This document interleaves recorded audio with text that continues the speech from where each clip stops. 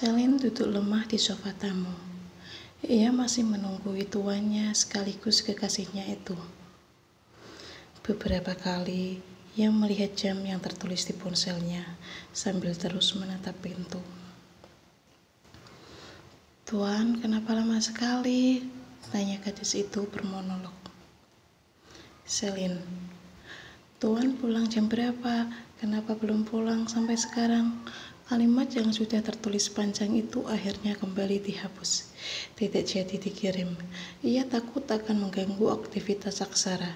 Apalagi jika pekerjaannya berantakan karena chatnya yang seakan menunggu.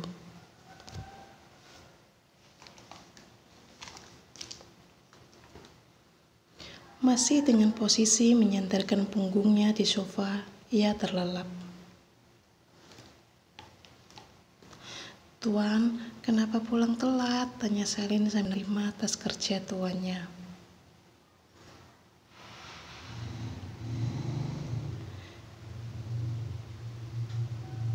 "Itu karena..."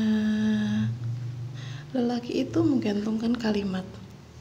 Hingga di detik kemudian, seorang wanita cantik mendekat ke arahnya. "Karena istri saya sudah kembali, saya tidak butuh kamu lagi, Selin." "Tuan," ucapnya kaget dengan jantung yang berdetak tak karuan. Pelupuk matanya membuka, dan kini ia mendapati tuannya tengah duduk di sebelahnya. "Wanita tadi mana, Tuan?" "Wanita siapa?" tanya Aksara bingung. "Istri Tuan." "Istri saya ada di depan saya. Mau kamu cari di mana?"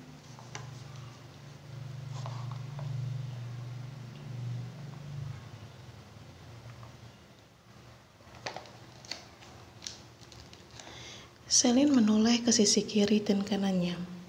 Baru tersadar kalau yang dimaksud Aksara adalah ia. Nyawanya yang masih separuh membuatnya bingung membedakan mimpi dan kenyataan.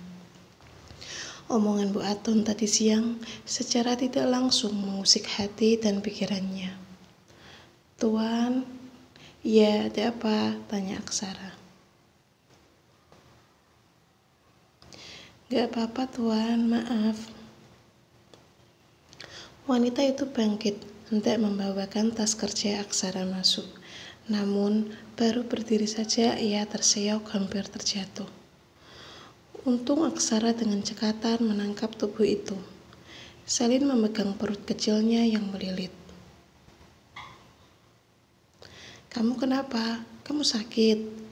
tanya Aksara bingung. Wajah pucat Selin membuat Aksara panik. "Tidak, Tuan, saya hanya lapar."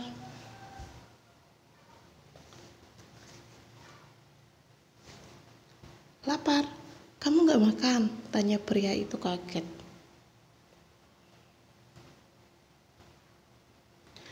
"Bukankah Tuan sendiri yang bilang, mulai sekarang kamu makan bareng saya? Karena gak ada Tuan, saya gak berani." "Selin, kenapa seperti itu?" tanya Aksara gregetan. Gadis kecil yang berada di pelukannya itu rasanya pengen dicium gemas kedua pipinya yang tembem. "Maksud saya, kalau saya di rumah, kamu wajib menemani saya makan. Bukan malah tidak makan seperti ini. Berarti dari tadi pagi kamu gak makan?" Selin menggeleng.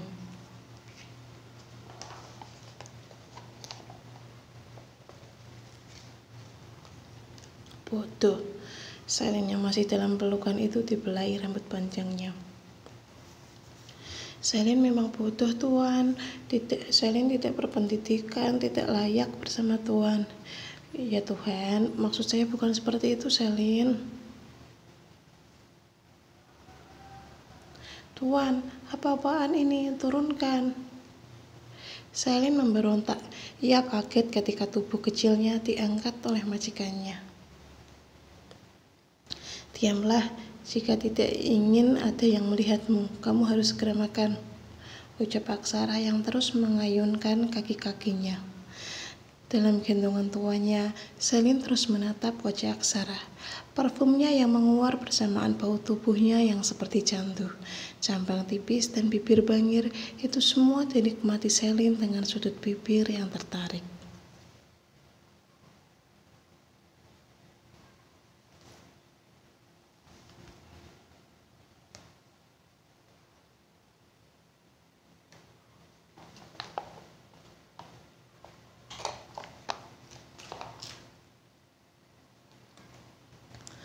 Ya Tuhan, kenapa aku tak sopan seperti ini?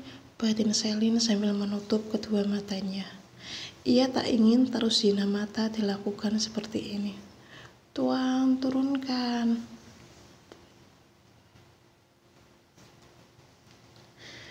Belum sampai ruang makan, Selin. Apa kamu mau saya bawa ke kamar saja? Ke kamar, Tuan?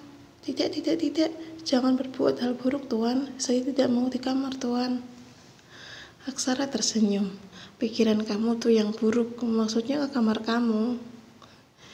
Selin meringis tidak enak hati. Menatap wajah tuannya sedekat ini membuat pikirannya kacau.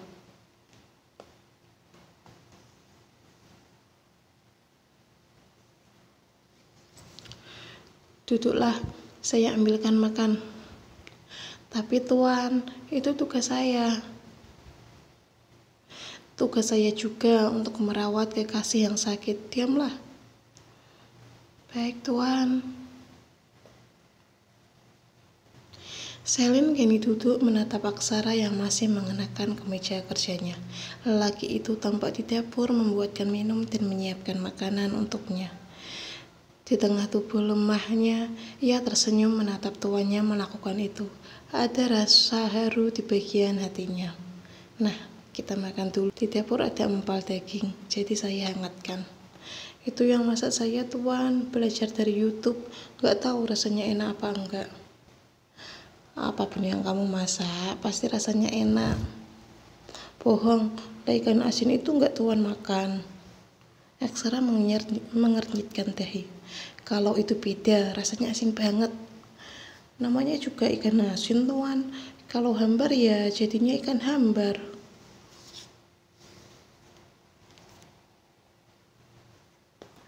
Kamu bisa saja buka mulut. Selin menggeleng. Saya bisa makan sendiri, Tuan. Buka mulut sayang, saya ingin menyuapi kamu makan. Gak ada orang juga, semua sudah pada tidur. Sudut bibir Selin tertarik. Ia membuka mulutnya perlahan dan menerima suapan dari tuannya. Jika selalu diperlakukan seperti ini, hati wanita siapa yang tidak meleleh?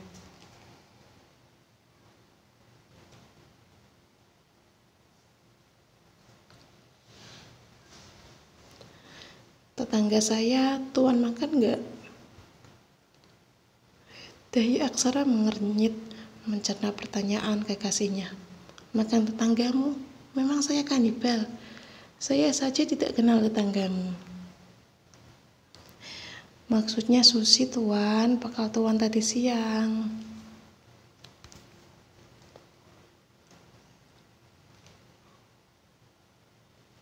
Ya Tuhan, kamu itu ada-ada aja.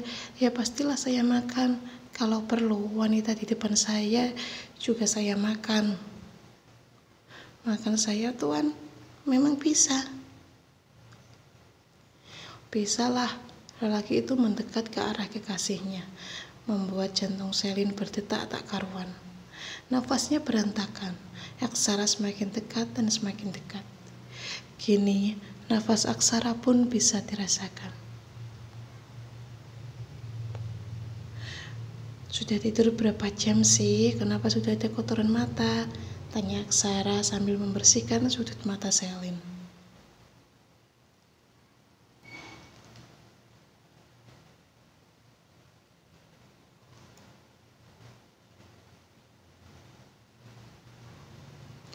Gadis itu tersenyum. Untuk sesaat pikirannya berkelana. Kalau tuannya akan menciumnya, jantungnya sudah berdesir hebat. Di sisi lain, Aksara terus menyembunyikan rasa inginnya. Bersama Selin terus saja membangkitkan sifat lelakinya. Namun ia terus berusaha tetap kuat.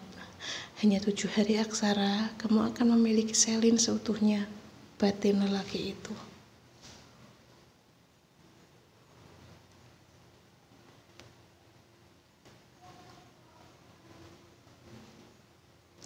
Enak gak tuan? Tanya Selin ketika Aksara menyuapkan makanan ke mulutnya. Ya, mereka makan dalam piring yang sama dan sendok yang sama. Aksara tidak terlihat risih sama sekali. Justru ialah yang mengambil sesuap demi sesuap nasi itu. Lumayan, setidaknya tidak keasinan. Tuan, kenapa bahas itu lagi? Saya minta maaf karena menyajikan menu itu. Saya tidak tahu kalau Tuan tidak suka. Saya juga minta maaf memaksamu menikah dengan saya. Selin tersenyum. Saya tidak terpaksa, Tuan. Hanya saja pikiran buruk kembali menyapa pikirannya. Ia takut seorang wanita cantik dan berpendidikan hadir di kehidupan Aksara, mengambil lelaki itu darinya. Hanya apa? Saya takut Tuan menyesal. Aksara tersenyum. Itu tidak mungkin. Untuk saat ini, kamulah pemilik hati saya.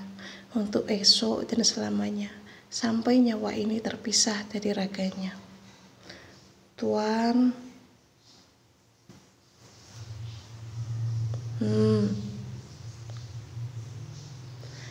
jangan seperti itu. Kenapa? Bukannya wanita suka dikumbali seperti itu? Lah tadi Tuan bilangnya nyawa terpisah dari raga. Kalau Tuan mati, saya jadi janda muda. Gak mau.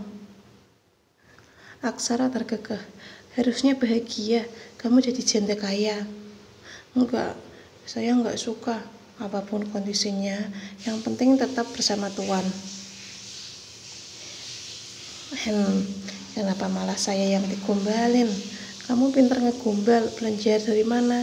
Jangan-jangan sebelumnya kamu sudah pernah punya pacar? Ayo ngaku.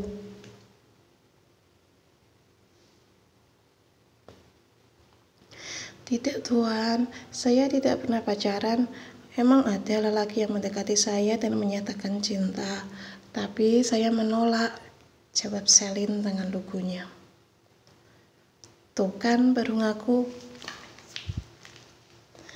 Tapi bukan pacar Tuan, dia hanya tetangga saya di kampung. Siapa namanya? Asvan. Untuk apa Tuan? Mau saya lacak, awas saja kalau berani deketin kekasih saya lagi. Selin tersenyum. Dia sudah mau nikah kok Tuan, itu tidak mungkin. Aksara terkekeh dari dasar hatinya. Kenapa kamu polos sekali, Selin?